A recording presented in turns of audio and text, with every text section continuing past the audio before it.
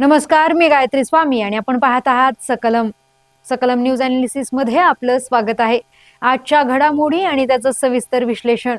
पहिली बातमी आहे आमदार संजय गायकवाड यांच्यावर दखलपात्र गुन्हा नोंद करण्यास अप्पर पोलीस अधीक्षकांचा नकार। 28 एप्रिलला बुलढाणा येथे आमदार गायकवाड यांच्या विरोधात काढण्यात येणार मोर्चा। ज्येष्ठ पुरोगामी नेते गोविंदराव पानसरे लिखित शिवाजी कोण होता या पुस्तकाचे प्रकाशक प्रशांत आंबी यांना शिवीगाळ करत जीवे मारण्याची धमकी दिल्याप्रकरणी राजारामपुरी पोलिसांनी दखलपात्र गुन्हा दाखल करून घेण्यास नकार दिलाय।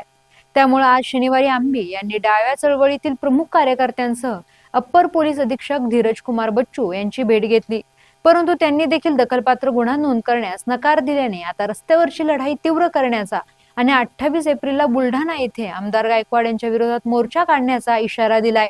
शिंदे सेनेचे बुलढाण्याचे आमदार संजय गायकवाड यांनी ज्येष्ठ पुरोगामी नेते कॉम्रेड गोविंद पानसरे लिखित शिवाजी कोण होता या पुस्तकाच्या शीर्षकावर आक्षेप घेतलाय। शिवाय आमदार गायकवाड यांनी गुरुवारी या प्रकरणी त्याचे प्रकाशक प्रशांत आंबी यांना फोनवरून शिवीगाळ करत जीवे मारण्याची धमकी दिली आहे। या घटनेचे तीव्र पडसाद सर्व स्तरातून उमटत आहेत।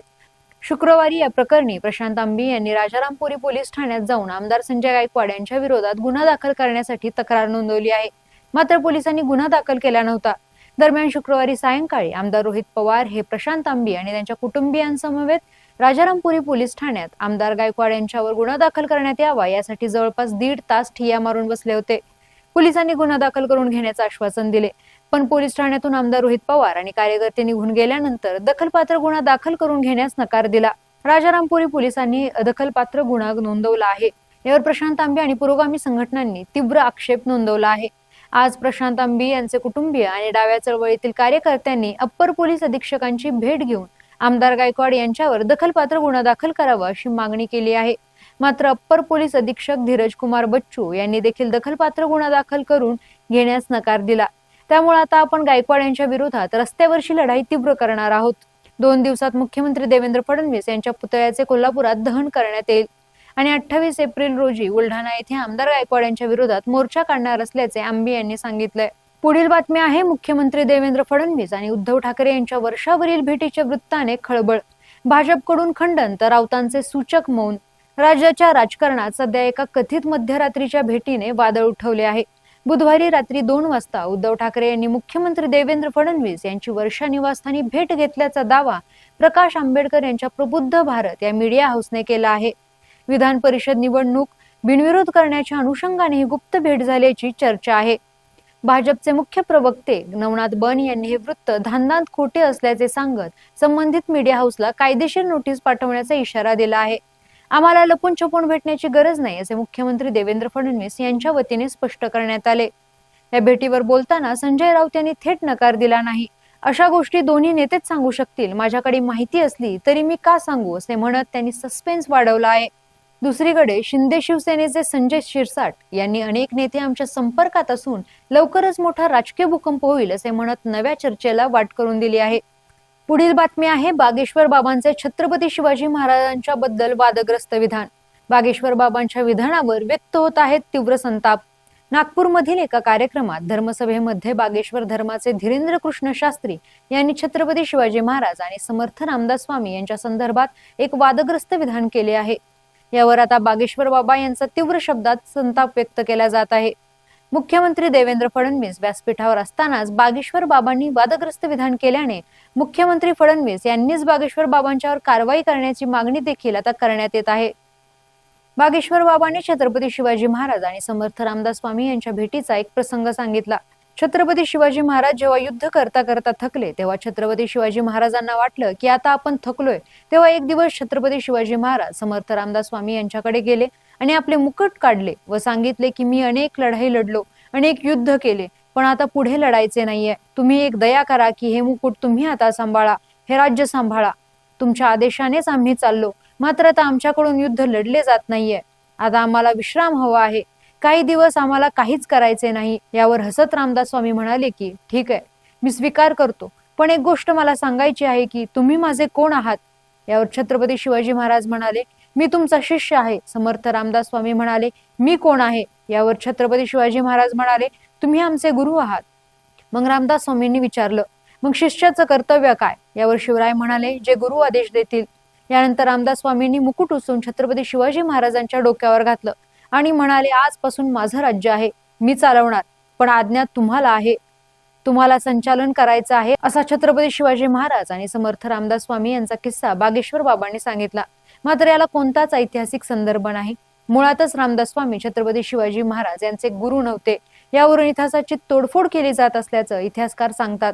आता तर बागेश्वर बाबांनी रामदास स्वामींना शिवरायांचे गुरु केल्याने यावरून आता नव्या वादाला तोंड फुटण्याची शक्यता आहे. दरम्यान बागेश्वर बाबांच्या या वक्तव्यावर मुख्यमंत्री देवेंद्र फडणवीस यांनी इतिहासात अशा प्रकारचा कुठलाच दाखला आपल्याला पाहायला मिळत नसल्याचं सांगितलं. जो इतिहास आपण शिकलो आहे किंवा आपल्या इथे जे काही ग्रंथ उपलब्ध आहेत त्यात अशा प्रकारचा कुठलाही दाखला नाही, अशी प्रतिक्रिया मुख्यमंत्री फडणवीस यांनी दिली आहे. पुढील बातमी आहे, शेतीसमोरील आव्हाने पेलण्यासाठी सर्व संस्थांनी एकत्र येणे काळाची गरज. बसवराज मास्तोळी यांचं वक्तव्य. शेतीसमोरील बदलत्या आव्हानांचा सामना करण्यासाठी कृषी विभाग, विद्यापीठ आणि इतर सर्व संबंधित संस्थांनी एकत्र येऊन काम करणे गरजेचे आहे, असे प्रतिपादन कोल्हापूर विभागाचे विभागीय कृषी सहसंचालक बसवराज मास्तोळी यांनी केले.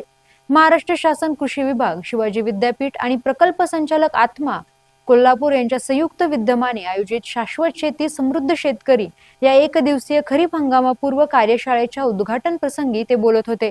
विद्यापीठातील राजमाता जिजाऊ साहेब सभागृहात पार पडलेल्या या कार्यक्रमाची सुरुवात मान्यवरांच्या हस्ते दीप प्रज्वलनाने झाली. यावेळी जिल्हा अधीक्षक कृषी अधिकारी जालिंदर पांगारे यांनी उपस्थितांचे स्वागत करतानाच कृषी विभागाच्या विविध योजना आणि खरीप हंगामाच्या पूर्वतयारीचे सविस्तर सादरीकरण केले. बसवराज मास्तोळी यांनी आपल्या भाषणात कृषी विभाग, शिवाजी विद्यापीठ, आत्मा आणि उमेद यासारख्या संस्थांनी भविष्यातील शेतकऱ्यांच्या हितासाठी असे संयुक्त कार्यक्रम राबवावेत असे आवाहन केले. याच सत्रात यशवंतराव चव्हाण ग्रामीण विकास प्रशालयाचे संचालक डॉक्टर नितीन माळी यांनी ग्रामीण विकास शिक्षणातील संधींचा आढावा घेतला. या कार्यशाळेचे खास वैशिष्ट्य म्हणजे शीतल पाटील, डॉक्टर स्नेहल खांडेकर, प्राचार्य डॉक्टर पी.डी. पाटील आणि सिद्धार्थजी शिंदे लिखित भरड धान्यांचा चमत्कार, स्थानिक धान्य आणि आधुनिक आश्चर्य या पुस्तकाचे प्रकाशन करण्यात आले. यावेळी डॉक्टर इराणा उडचान यांनी पुस्तकामागची भूमिका स्पष्ट करत आपले मनोगत व्यक्त केले. कार्यक्रमाला प्रमुख अतिथी म्हणून लाभलेले भारतीय किसान संघाचे अखिल भारतीय संघटन मंत्री दिनेशजी कुलकर्णी यांनी कृषी क्षेत्राची सद्यस्थिती, भविष्यातील वाटचाल आणि राष्ट्र निर्मितीमध्ये कृषी क्षेत्राचे असलेले अनन्यसाधारण महत्व यावर मार्गदर्शन करून उपस्थितांना प्रोत्साहित केले. पुढील बातमी आहे, इस्लामाबादमध्ये हालचालींना वेग. इराणचा ऑफर देण्याचा विचार पण अमेरिकेसोबत थेट चर्चेला नकार.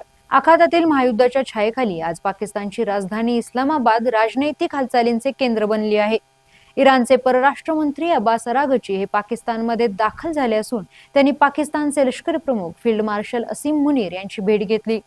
इराण एक नवी ऑफर देण्याच्या तयारीत असल्याचे संकेत अमेरिकेचे राष्ट्राध्यक्ष डोनाल्ड ट्रम्प यांनी दिले असले तरी इराणने अमेरिकन शिष्टमंडळाशी थेट चर्चेची शक्यता फेटाळून लावली आहे. व्हाईट हाऊसचे विशेष दूत स्टीव्ह विटकॉफ आणि जॅरेड कुशनर आज पाकिस्तानात पोहोचत आहेत, तर जे.डी. वान्स वेटिंगवर आहेत. मात्र अरागची यांची भेट केवळ द्विपक्षीय संबंधांसाठी असून अण्वस्त्र विषयावर कोणतीही चर्चा हा इराणचा रेड लाईन असल्याचे इराणच्या सुरक्षा समितीने स्पष्ट केले आहे. लेबेनॉन इस्रायल सीमेवर शस्त्रसंधी असूनही स्फोटांचे सत्र सुरूच आहे. इस्रायली सैन्याने हिजबुल्लाच्या रॉकेट लॉन्चर्सवर हल्ले केले असून दक्षिणेकडील गावांमध्ये धुरांचे लोट दिसत आहेत. इराणमधील इंटरनेट ब्लॅकआउटला आज 57 दिवस पूर्ण झाले असून जनजीवन पूर्णपणे विस्कळीत झाले आहे. धन्यवाद आणि पाहत रहा सकलम.